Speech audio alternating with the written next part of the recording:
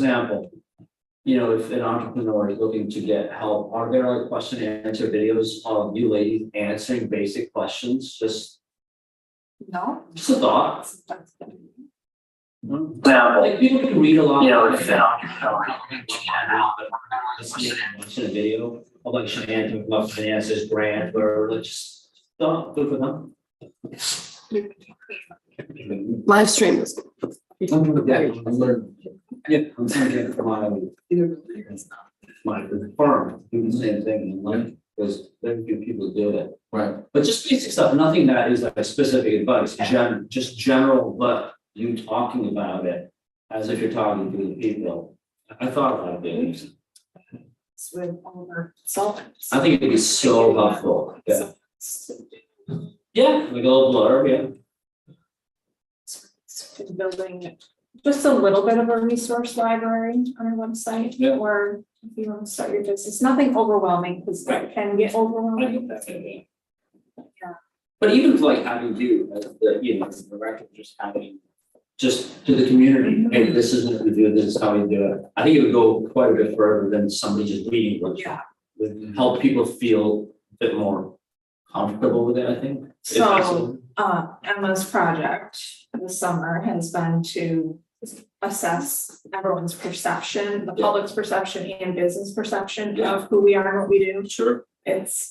She's gonna present on it at our next board meeting. Yeah. It's very interesting. I don't doubt it. Yeah. The public has no clue. I know.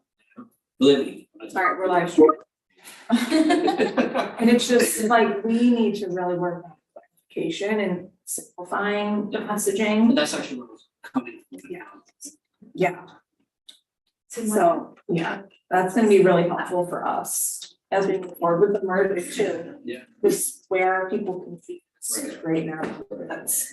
I get lost a little bit about it, I mean, hey, let's who's doing what, so it'd be nice to, and you know, maybe Joe could be on there. So, Yeah.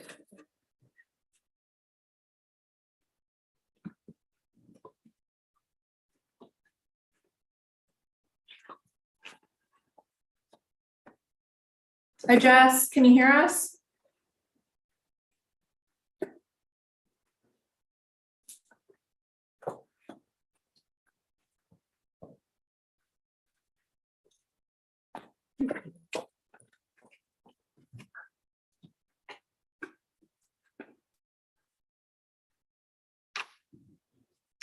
Jess, can you hear us?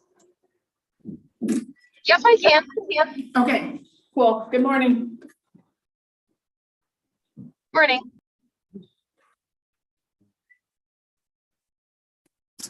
(8:30) and we'll call the meeting to order. Let's start with the reading of our mission statement. I can get it to pull up. Lewis County Economic Development, through its board, the IDA, and its brand, Naturally Lewis, are championing the growth of a community where people want to live, work, build business, and play. We foster forward thinking and relationship building, connecting people, businesses, partnerships, and resources to effectively and efficiently grow our county. I believe we have anyone for privilege of the floor this morning. Minutes of the August 3rd meeting were sent out by Kaylee last week. People have a chance to review those. Any questions or clarifications? Motion to approve. I'll make a motion. Herb, second. Gagan, any discussion? All in favor? Aye. Motion carries. Thank you.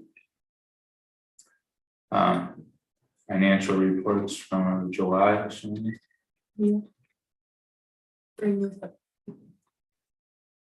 you.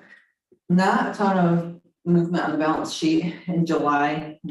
It's typically kind of quiet, as we don't have any programs really going on at the time.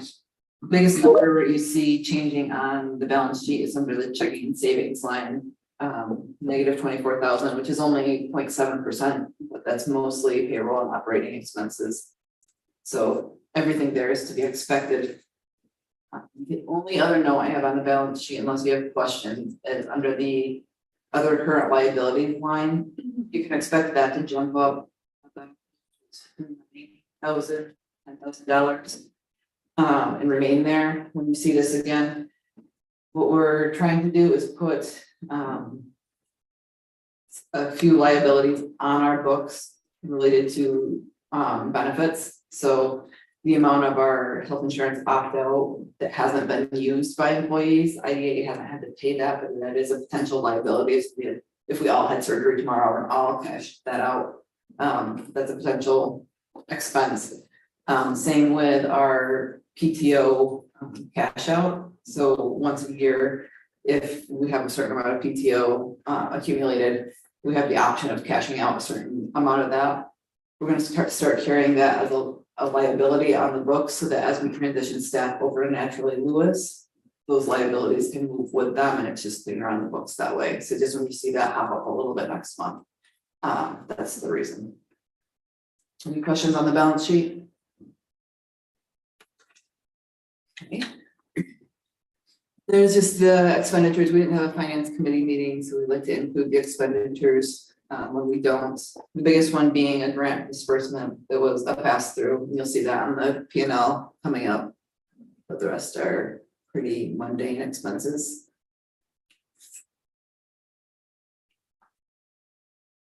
All right, if there's no questions on that, we'll go to the profit and loss. And again, you see that 20,000 hit on the other income line. The money comes in from the county and then goes back out as an expense under the CDBG grant line. Otherwise, very much tracking to where we would expect right now, except for interest. Interest is way high, so. I saw that, is that because the schools are getting paid for? Yeah. It's good. That's a monthly amount, right? Very good. Yeah, It should be it's great. good. We haven't done any more. Yeah, With New York class, yes. we've gotten the application and it's a good process. And then, you know, Kathy Sabella. Okay, well, I'm sorry. The online class, it's a. It's a high interest. Very- Day of deposit, day of withdrawal. Which is like I said. For For municipalities and government Oh, okay. agencies. We weren't sure initially if the IDA qualified. Yeah, So we had to work through that. most of the schools and municipalities have shifted to that and say. Yeah, I don't doubt that, I mean, especially with the balance of people. Yes, yeah, I mean, they're better, everywhere, but they're. And it is. It's working pretty nice, I mean, town returns. Yeah,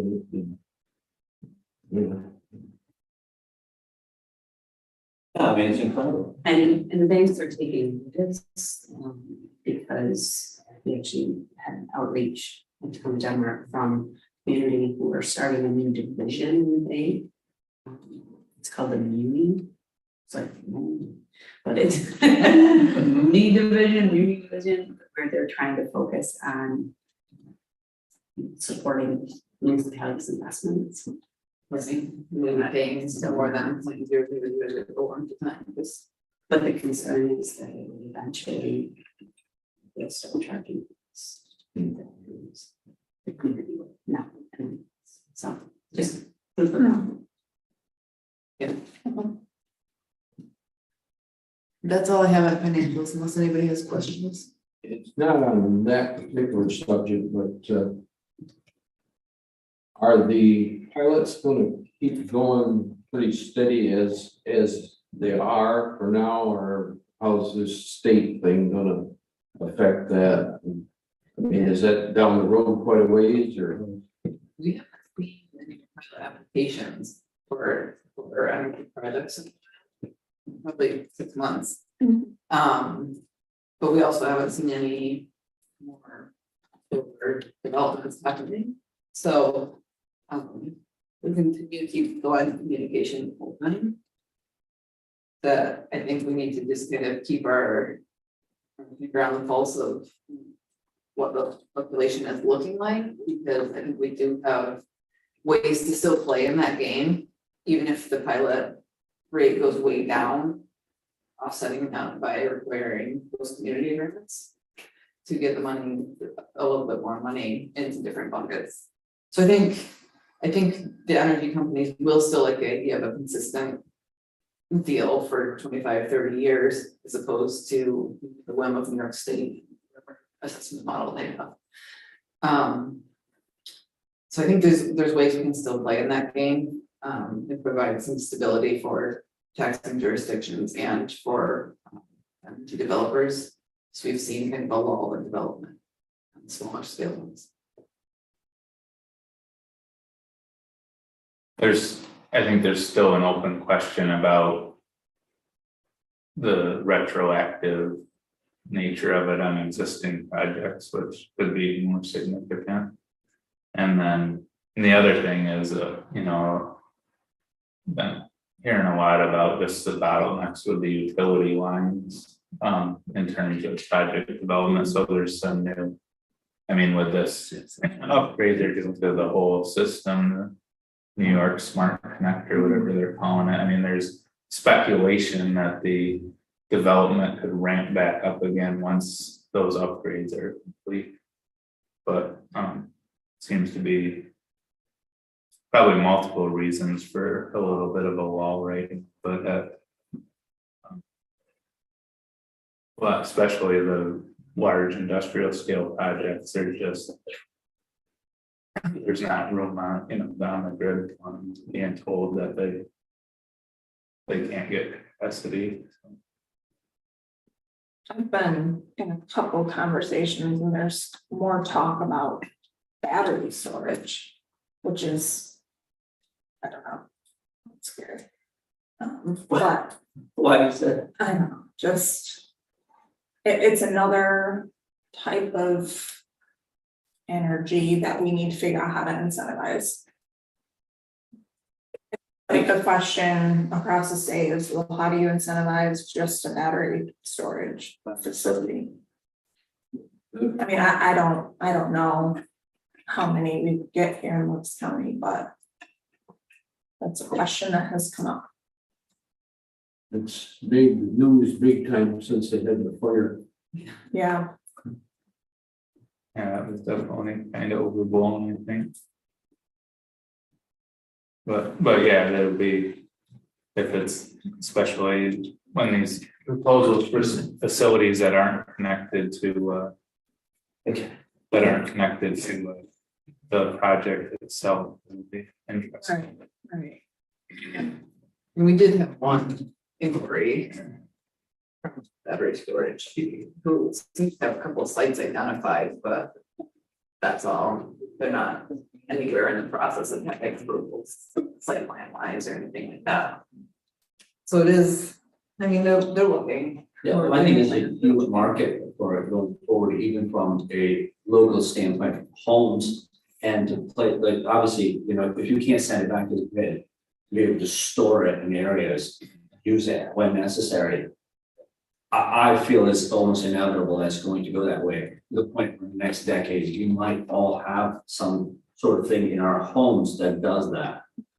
And, Vermont already has some incentives for putting who does? the state of Vermont, Oh, do that? Yeah. like for homeowners. Oh, yeah, absolutely. I mean, because that's the one bad thing about solar, and if you can't, if the sun's not, right, so, and so what do you do with that? If you can't get it back to the grid, like you could store it.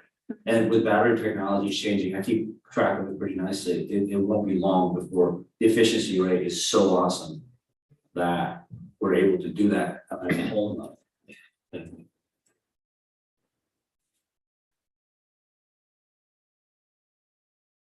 Other questions regarding July financial report? If not, motion by Goggins, second by Tom, all in favor? Motion carries, thank you. All right. Moving on to items for approval. All right. We have included our draft UTAP. With a letter included, we're at the point where we've reviewed our changes for our UTAP incentivizing both new construction and adaptive reuse. Governance committee has reviewed this a few times. And so we're at the point where we would like the board to make a motion to accept this draft so that we can then send it out to all the affected taxing jurisdictions for public input. And so a part of this packet will have this introductory letter. We're also going to include our project evaluation policy, which kind of lays out some potential targeted industries in which we could incentivize projects, just to clarify that with the taxing jurisdictions, and then just a informational flyer on the input sessions that I will be hosting. So we're going to do 3 different sessions: Town of Croghan, Town of Belleville, and in the Village of Lions Falls. Still working on dates. Yep. Still working on dates for those, but an opportunity for the municipalities to come out and hear from us and talk with us. They may take us up on that offer, they may not. So that's where we're at. Does anyone have any questions? What was the 3 locations? Town of Croghan, Town of Belleville, and Village of Lions Falls. Where did we land? Get it pull up now and I forget, where did we land on the percentages? Can't quite read it.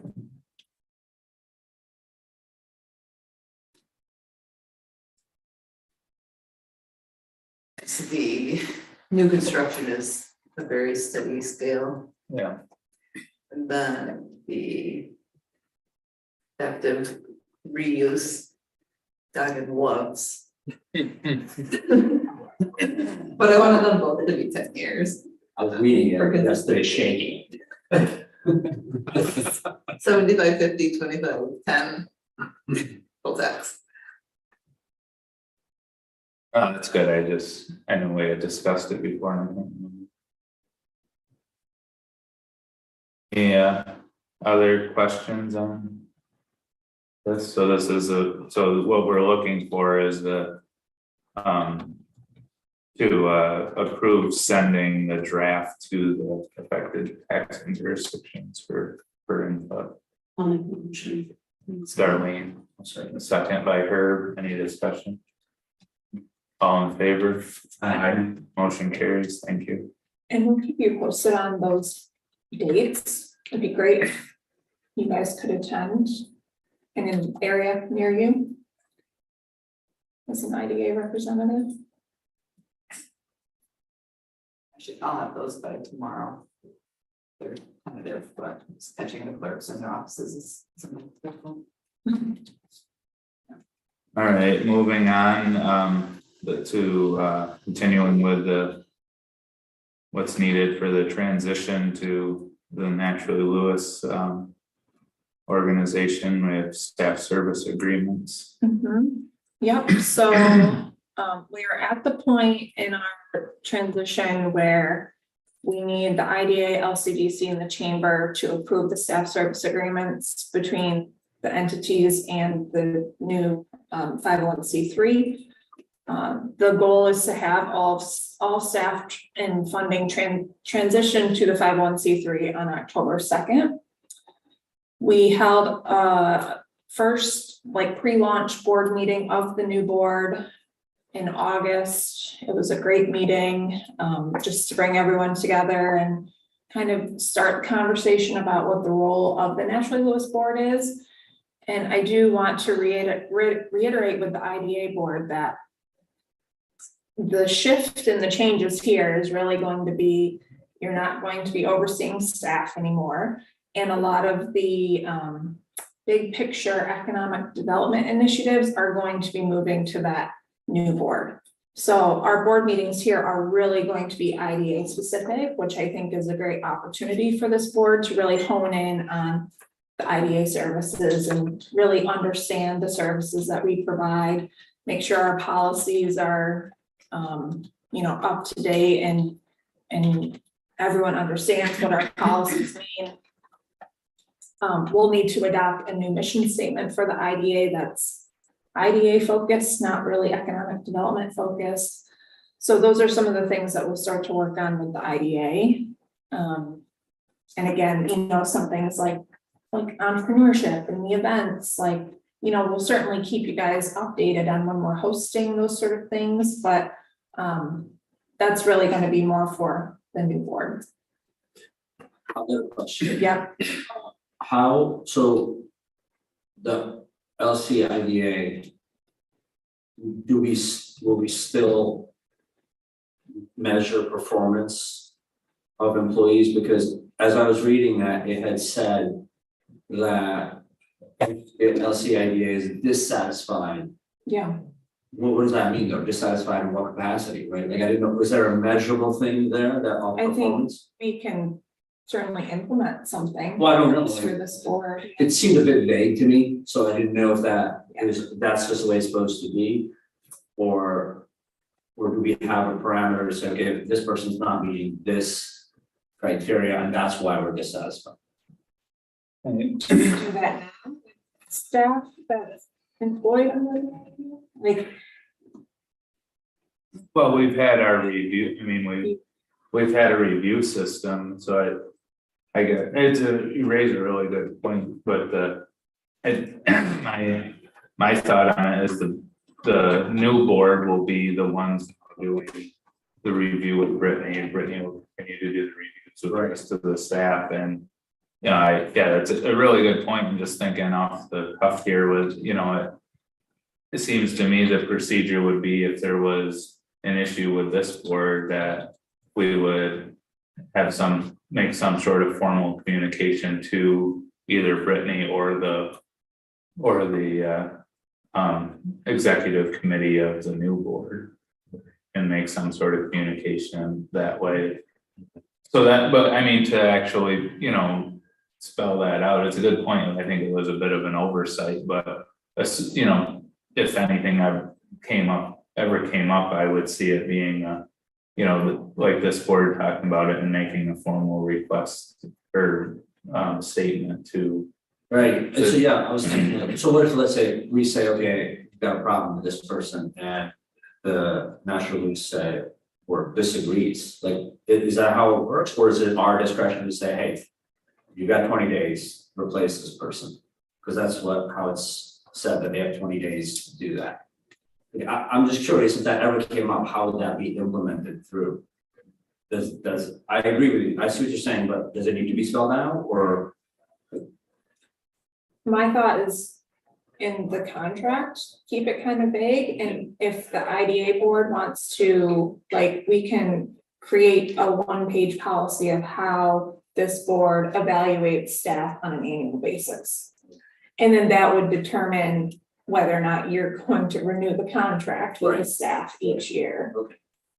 Yeah, that makes sense. Yeah, Yeah, because it is an annual contract, Right. so we have that, Okay. you know, negotiation ready. Right, I just also felt that the LCIDA really doesn't have any, because it's, as it was written, if we say we don't like this person, and that's the only thing that we do is they could replace, National League could replace that person. That was it, that's all we, as the idea board could do. And I'm okay with it if that's how it's intended to be, but I just think it seemed a bit like vague. I had some thoughts on this too, because when we filled out the annual board review, mhm. is that board review required for IDA, and that's something we'll continue to do, or the new board of directors will do? Because in it states we will do those performance reviews, or and try and find the exact words, Yeah. and it's one of the questions. So, That's through the ABL. Yeah. so the Yeah. IDA has a board member, me at this point, that's not National League's board, so. Verify the language a little bit, but to me, the mechanism would be that I have the responsibility to keep you guys informed of what that board's talking about. And to the point where you're comfortable filling out that annual review, that I've kept you informed to the point that you are comfortable with what's going on, because we didn't, like, going back a few years, Eric was a county employee that we contracted with. So he wasn't our employee either, but we still had to fill out that same form, but it was a relationship with the county to to keep us informed and have back and forth dialogue. So like there were a few times where the county manager or would actually reach out to IDA board members when the county was doing their annual review. So, maybe it's a similar mechanism to that, where that board reaches out to us as part of that process.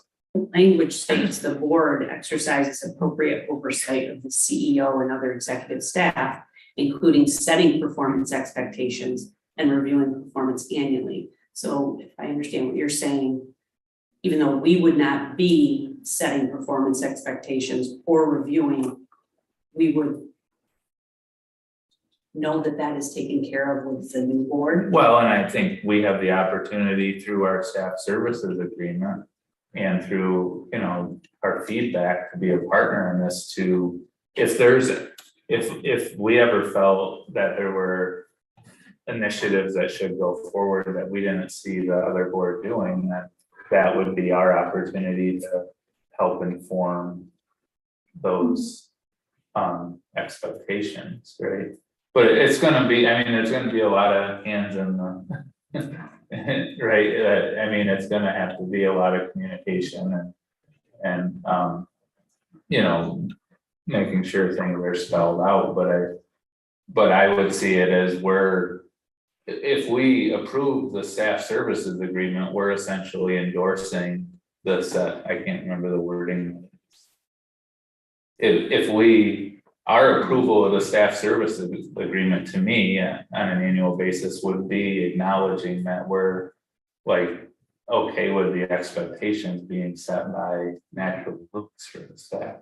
Does that make sense? Yeah. But I also see, I can see from this board perspective, like at this point, if we're taking a lot of the economic development stuff out of the IDA, what is this board reviewing us against? That's where we need to adopt the new mission statement and make sure that this board is very clear on, what the goals of the IDA are. And if, we lay that out in a policy and on an annual basis, you guys are like, the staff really isn't meeting any of these goals, like that's a conversation that needs to be had, but at least you have something that you're evaluating staff performance against that's IDA specific. Wait, so what is that? What are we evaluating? Like, that's what I'm saying, how are we evaluating?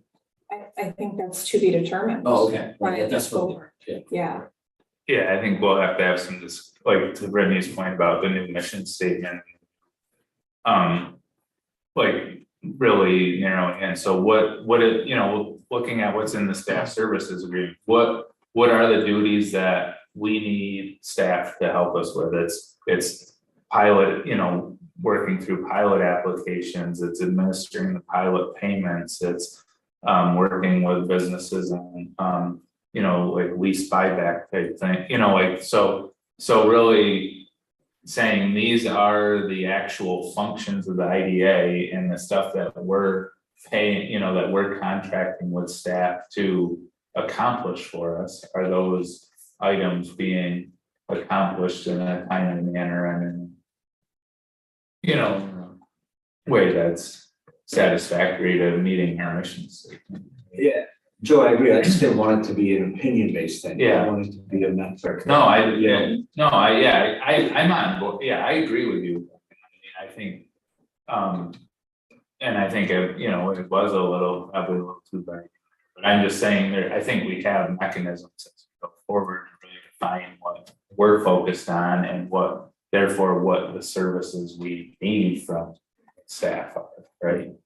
And that's, and with the staff services agreement, that's an annual opportunity to revisit it, like as our, if we have new priorities or projects come up with that,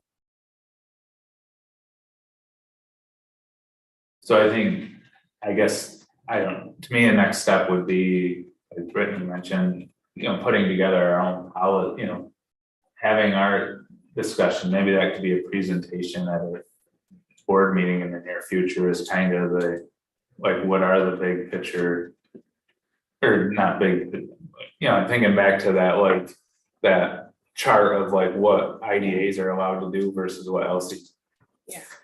LDCs are allowed to do, and like really going through that chart again and thinking like, what are our top priorities? Obviously, continuing to give pilots and incentives to businesses and foster that, and that'll be I think that'll be an interesting opportunity with the new group too, because there's gonna be an opportunity for some back and forth there, like we spent a lot of time on our solar policy, and it's more creative than just a standard pilot, right? Because we were concerned about the land use. So one thing that came up in that pre-planning meeting with the new board was, you know, if we're seeing some sort of need in the community or issue, and the new board identifies that as an issue and identifies a pilot or one of our programs as a mechanism to help address that, they then kind of send a message to us of like, hey, this is an idea, what sort of policy could you craft? And we get the opportunity to kind of say, is that priority or not? And if so, like, what's the most creative solution we can come up with? So I think, you know, there's still opportunities for us to have, you know, and focus on some of this stuff more. You know, already today we talked about, do we restructure some of our stuff to still be relevant for renewable energy if this, you know, with this new tax valuation thing? We talked about battery storage, right? So there's topics coming down the line that we'll have more time to focus on here.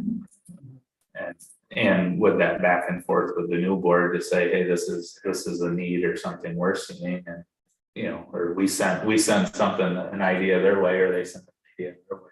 So who has the tools to help with, you know, that's it. I just would say that the purpose of the language of the contract was to make it clear that the employees still has input and must be satisfied with their production, with their services. It gives the IDA a remedy, not a well-defined remedy, but a remedy to say this person is unsatisfactory. Please reassign somebody to us that is satisfactory. You don't have the ability to say that person needs to be fired. Basically, that's going to be at the other end. But you would have the ability to say this person is unsatisfactory, and then it's going to be the other end responsibility to decide how to do that. But it's protecting the IDA and saying the standard is just satisfaction. Are you satisfied with their performance or not? And it can't be. It's not a subjective thing. It has to be. We're not satisfied because they're late to board meetings like me this month. Any number of things that has to be identifiable that would be followed up, and then you could write somebody else on to the job, or it's like some sort of retraining or something like that. But the point was to give the IDA some leverage in making sure that these services that are provided to them are satisfactory and doing the job. So you have the right to complain. If you did that language, it's not in there.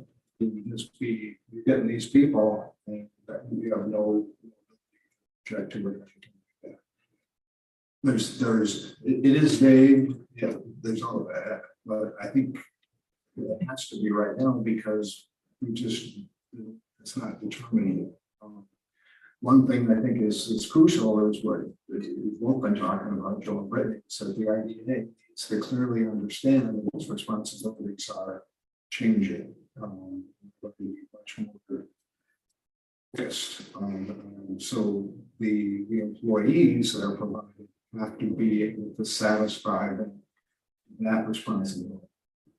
And if they're not doing it, then you have the right to complain and make them assign somebody else so that you can continue to do the ideas.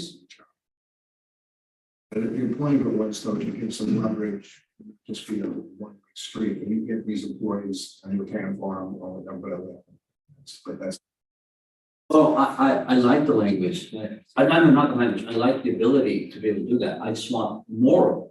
I'm saying I want, but you're right, it maybe it's too soon to define that, but so for example, if, let's say I'm an employee and all of a sudden now I'm contracted to the FDA and then I'm being told, hey, you can't be in this role because they're not satisfied. Well, I as an employee be like, well, what does that mean? Right? And that's something that the Natural Lewis, the complaint comes in, that the Natural Lewis will have to insist that, okay, you can't be something saying it, we're not satisfactory. Why are they not satisfied? Yeah. Give me A, B, C, D. And then they can go back to the employee and say, you've got to fix this. Right. So but at this point, there isn't I think a way to identify what those criteria. But it's gonna be a matter of letting the dust settle. So. We talked about that on the first Metro Lewis meeting. How a lot of this is like, we just need to get in it Yeah. to like get the answers. Yeah, fair enough. I'm just trying to work on a future problem I see maybe happen. It's very unlikely, but.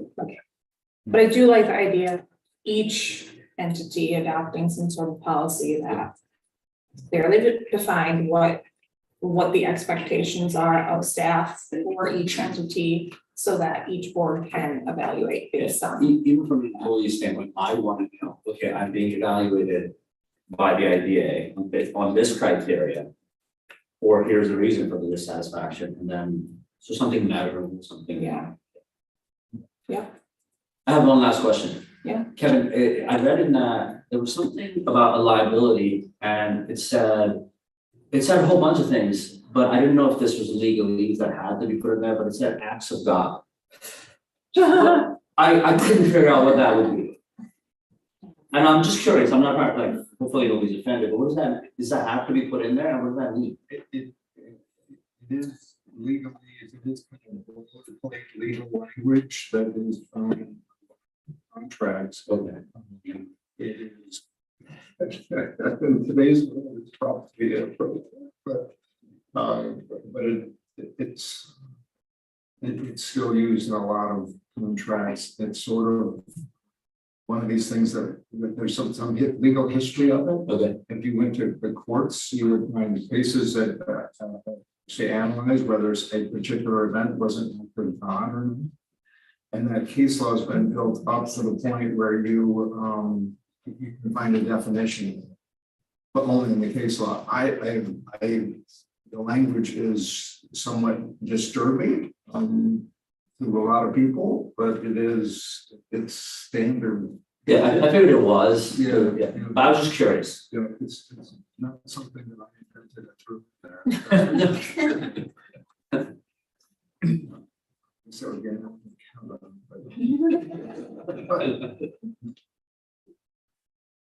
Is Jessica on there? Maybe she see her name. She said she wouldn't be free from 9 to 9:15. okay. Just wondered if she would throw The history of those cases on that, you're right, saying like, What was that? the history of the case is trying to determine if it was, and it's gotta be super. Insurance, whether it's something that might not be covered by insurance, but so there's cases on there, and materials and stuff like that, so about rest log, you know, when search cases, you can get something. Some of them would be amusing, but some of them would be just boring. Yeah, I kept thinking, what would constitute? Tree falling, Yeah. vehicle. Unexplainable. So like actually nature, like. That's what it is, right, yeah, right, I'm sorry. Didn't find it. No, it's fun, I'm just reading it, I chuckled at it, I mean, that's. Part of it, we're gonna get a lightning. God, is it that?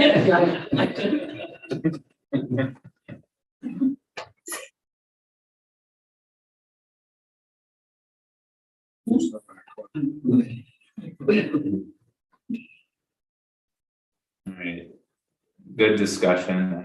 Any other questions related to? One last one.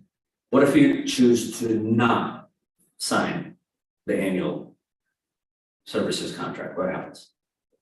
Well, we wouldn't have staff to administer any of our programs and. The new organization would be a significant financial benefit. If we get to that point, there are some serious issues. Right. I'm just asking. You know, like, but yeah, worst case scenario. Worst case scenario plan. In theory, you could say, we're not gonna be able to.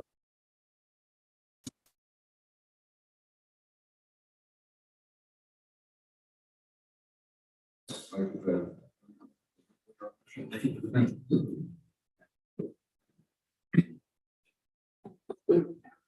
Get to that point.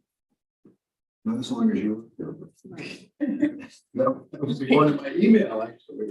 So I think. Your email correspondence. Yeah. You said that.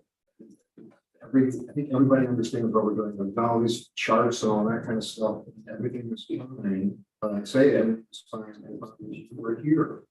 And if you move on to bigger and better things, then your guidance about how this naturally evolves is going to relate to these other people.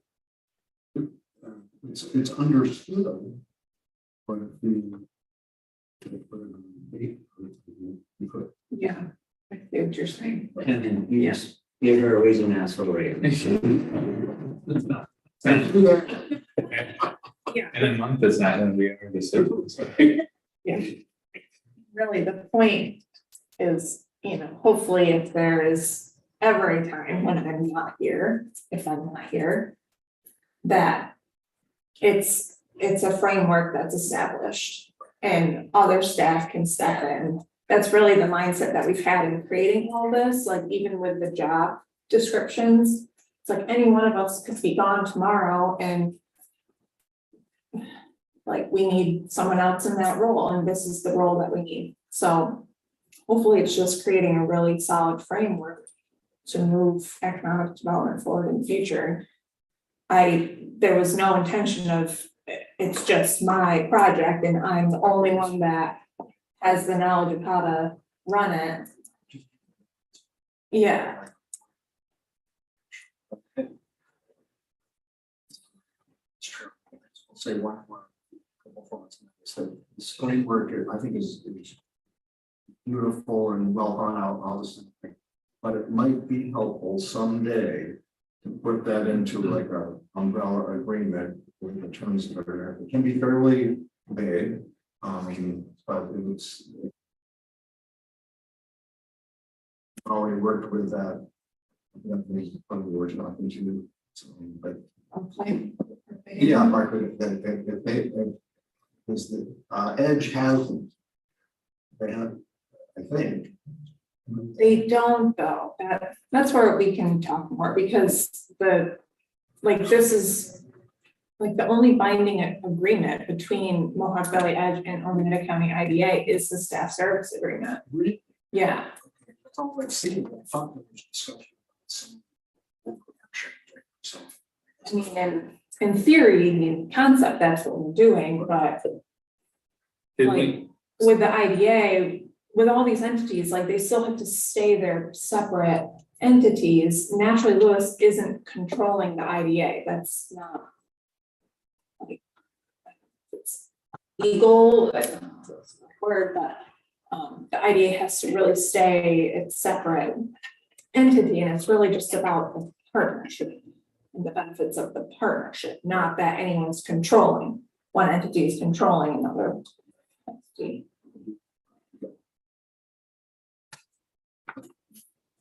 But yes, I see what you're saying. so, and we did have a discussion a few months ago with the staff services agreement about having the body of the agreement be a little more generic and then the appendixes having the specifics for that year kind of in them. Yeah. So that's, in theory, when this comes up for reapproval, the body of the document stays relatively the same, and it's the appendix that's getting updated for any, relevant needs or changes for the coming year. Yeah, like exhibit A, staff services to be provided, that's pretty vague and generic right now, we can get more specific. If in the future, the IDA takes ownership of a commerce park, like we can add that specific project in there, need to administer X commerce park project. But right now, it's pretty vague. Staff services though. It didn't say that you were going to be working on economic development. It talks about basically what the IDA can do. Yeah. So I thought that was really, I really didn't think it was vague, but it was limited to the IDA purposes. I thought that's why it was. I think, It just made sense to me. It was well, as far as what the IDA can do, should do. That's all. That's what the IDA does right there. Those things. maybe it's, so Brittany used the example of the like specific project, Commerce Park or something, so maybe I mean, I agree with you, Kevin, there, like, it defines what an IDA should be doing and but it doesn't like give a project it's not time stamped with a super specific project.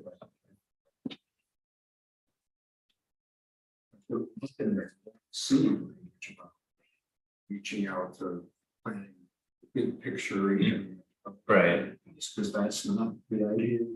Right. And it's been kind of assumed that more by an accident historically. I was filling a vacuum. Basically, Yeah, that's true. and kind of at the county's request to fill that vacuum. So then exhibit B of the contract is the service fee.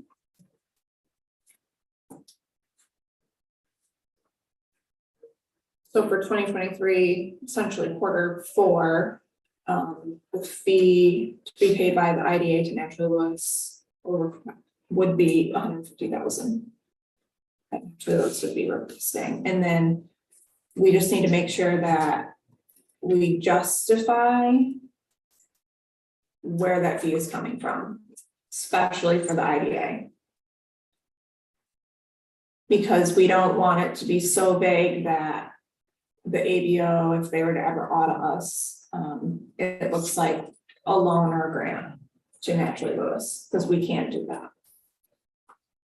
Right, I don't know if you guys remember that spreadsheet I put together of all of our pilot fees that we've collected for still active pilots. And basically run those out over the terms of those pilots for an annualized rate that would apply to, because they're an administrative fee, right? So that's gotta cover the administration for that many years.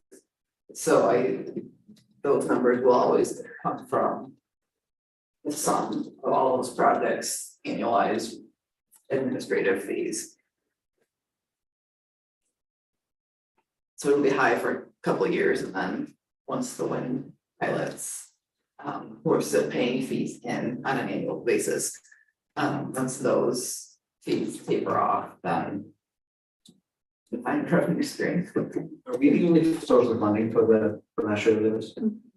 No? No, there's staff service agreement with IDA, LCDC, the chamber. And We did a consolidated funding ask this for 2024 from the county. So the county is individually funding every entity, but we just combined it into one. But also growing memberships, event revenues, other types of investor opportunities. Grant administration is a huge opportunity. There are a lot of grants out there that we can collect admin fees. You said, what did you say? Oh, the consolidated amount. Where does that go? Naturally Lewis. It does. Yeah. Okay. Yeah. So it had been 3 separate line items. Yeah. One to the IDA, one to LCDC, and one to the chamber, because the chamber was doing tourism on the county behalf, so. But yeah, that new line will go to Natural Lewis.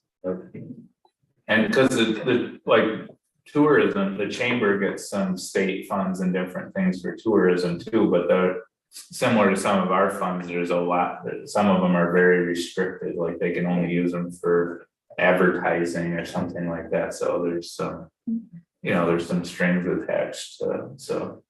Just wanted to throw it out there, there's apps and programs out there that are designed specifically, AI designed to ask for grants. And have verbiage and language that is like usually way better than most people can write. So just throwing that there in writing. I think, as we all talk to, the county's support is huge here, and the county does not have a Department of Economic Development.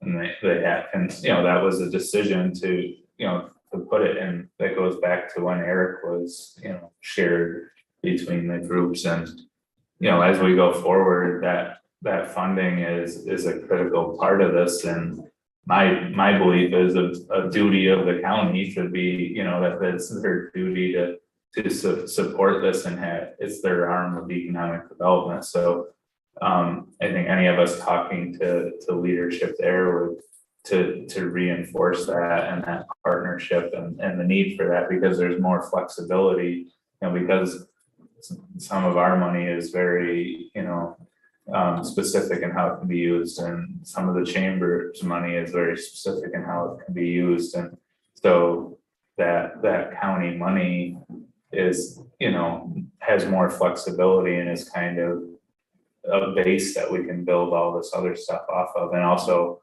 allow us to use the funds we do have for actual projects and not just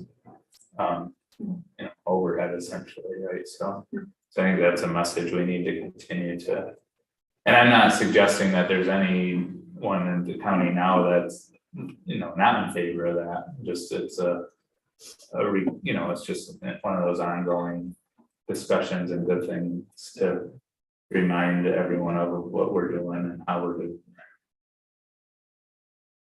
Yeah, like I already had a meeting with one of the going to be a new legislator for the county, because there's gonna be some changes with the legislature, and it was an hour and a half, really great conversation, and he didn't really know much about what we do, and he does, and he's seems to be in full support of continuing to fund economic development, so it's, those relationships are huge.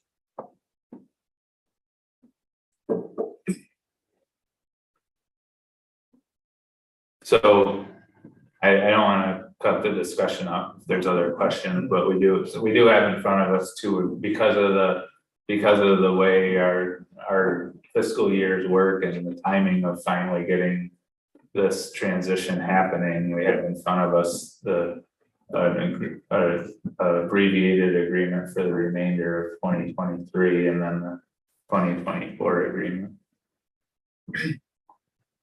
So I think we would need separate motions for each of those.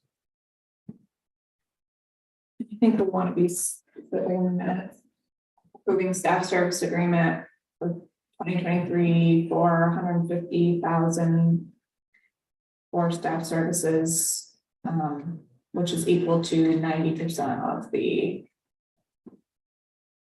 fee distribution. Quarter of 90%. Yes, Right. Is this what? Prorated. yeah, prorated. Any other questions, or do we have entertaining motion to approve the 2023? Motion for, have a second. Any discussion?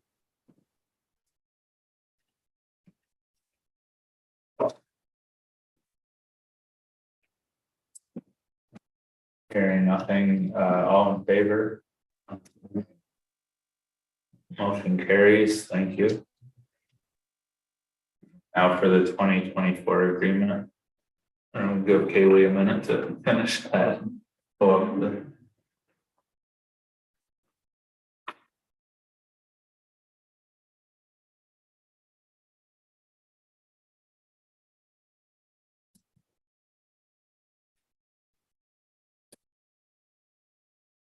So again, the exhibit A is very similar and exhibit B would be where the specific information is for. That full year's worth.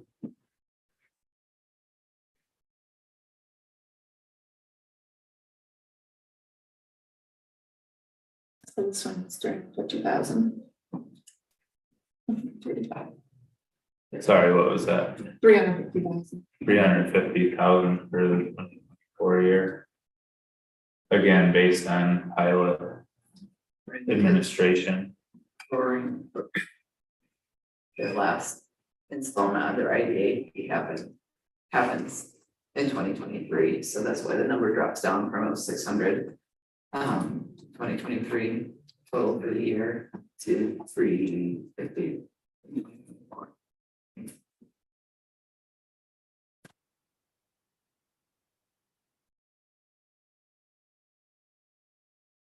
Questions here?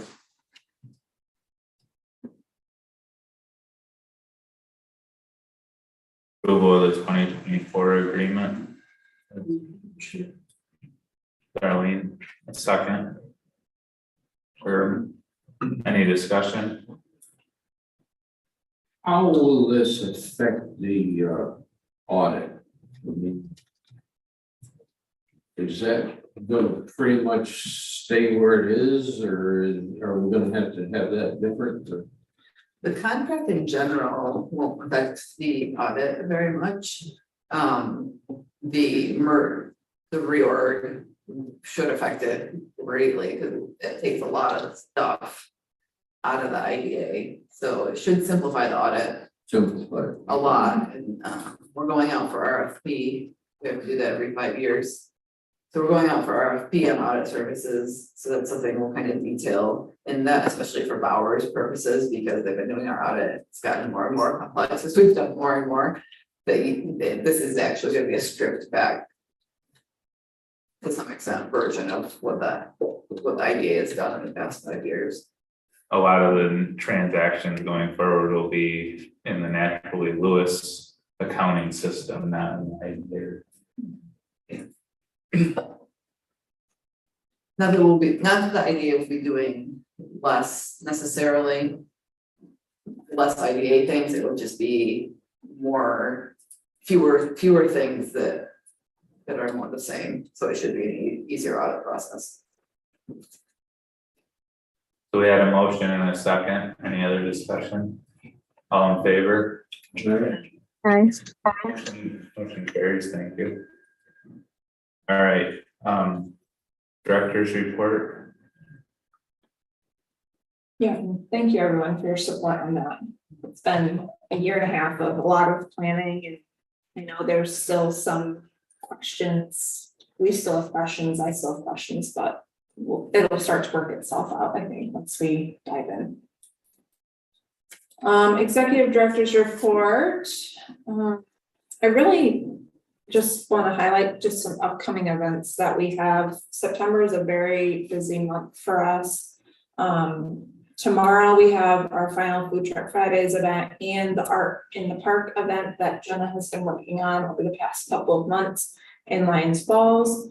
Tomorrow is also the ANCA annual meeting that's being hosted here in Lewis County. ANCA is the Adirondack North Country Association. They're a regional 14 county economic development organization, nonprofit. I sit on their board, and they brought their annual meeting here to Tug Hill State, which I think is really great. September 21st is our next business and community leaders breakfast at Tug Hill. So would love to have all of you attend if you can.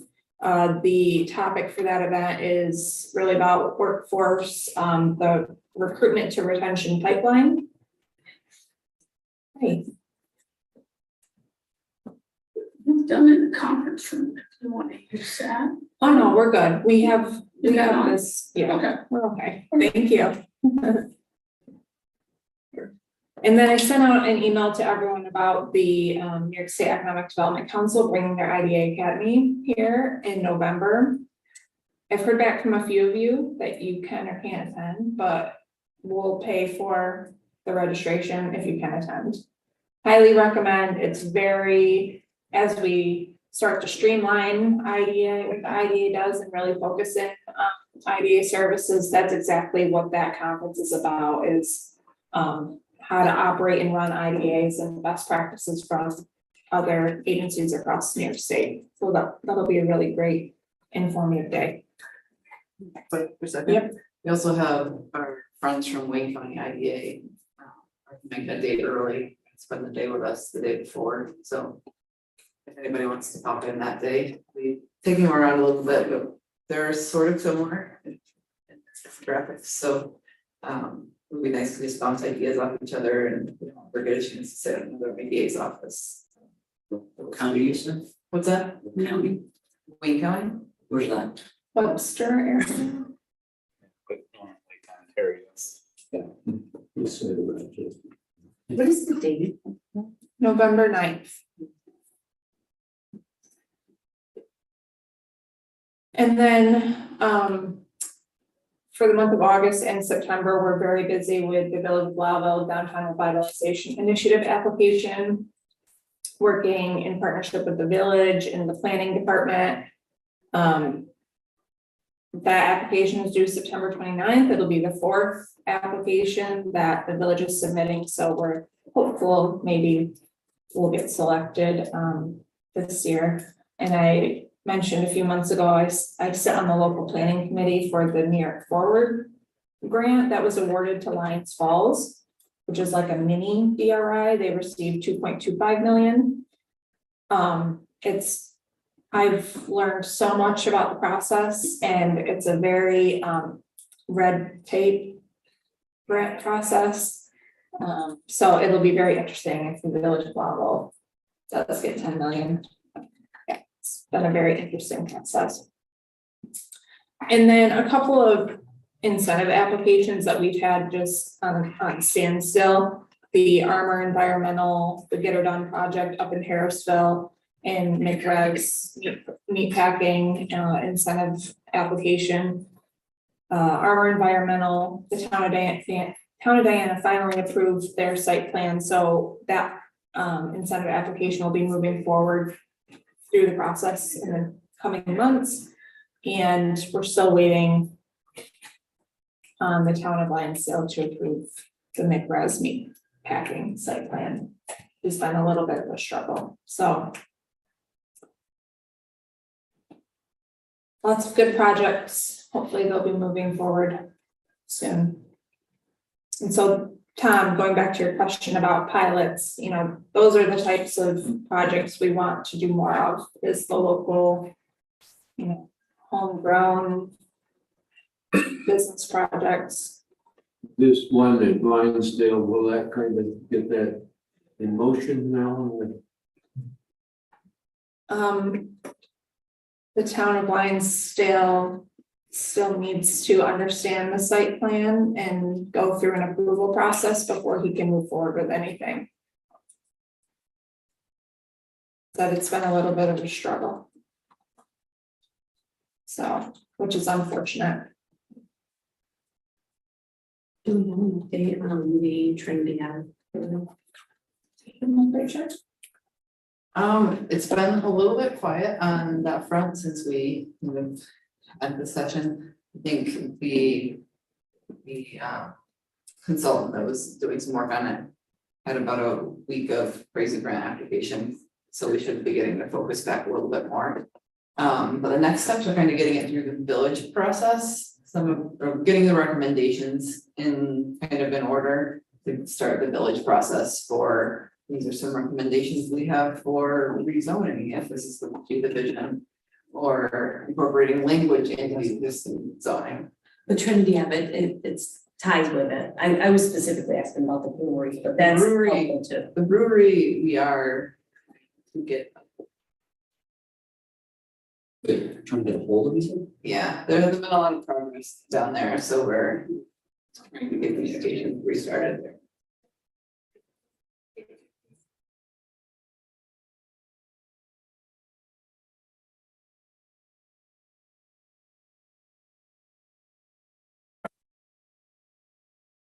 Any others, sir?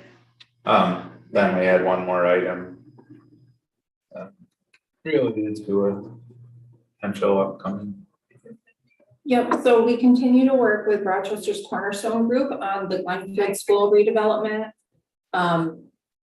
They are currently working on their like $15 million application to New York State Homes and Community Renewal. So it's a $21 million project.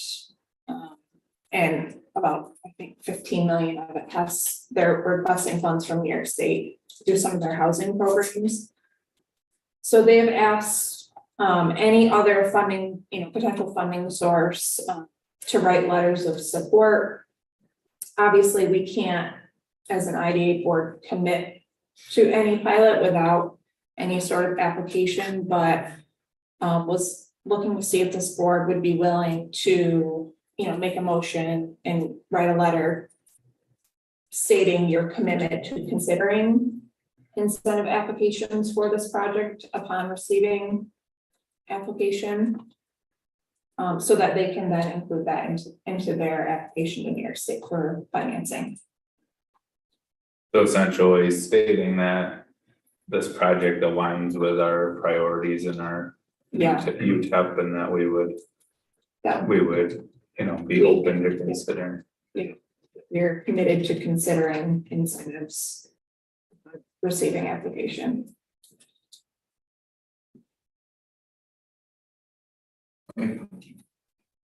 I'll second. Motion by Herb, second by Goggin. Any discussion? I think it'd be worth just sort of. What is their overall plan? Is it to make the entire building into apartments, or is there gonna be, like in the Port Lyden one, they're gonna have some other things? Yeah, it's gonna be 54 units, and they're gonna convert the existing school and then also build a new building. The site, I think that one is like 21 units. Mainly, I think 1 and 2 bedroom apartments. In the school, they're keeping the gym open as like community space. Isn't there a child? They are creating 2 units to incentivize home-based childcare. So they'll give a what they call it,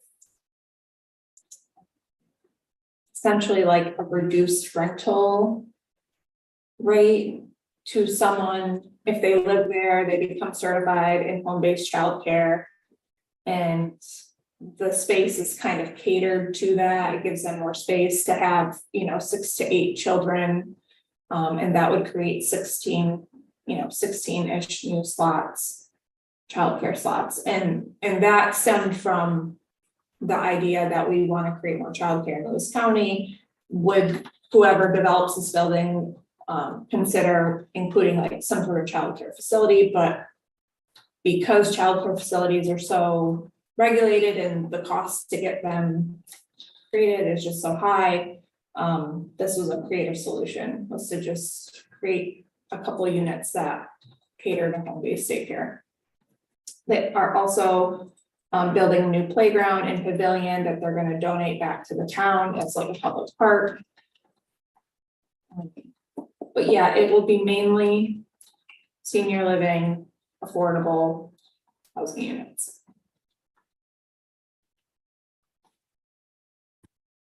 Just to, in whatever we provide for them for support, just kind of linking it back to what our priorities are for. Would be good to spell out. Yeah.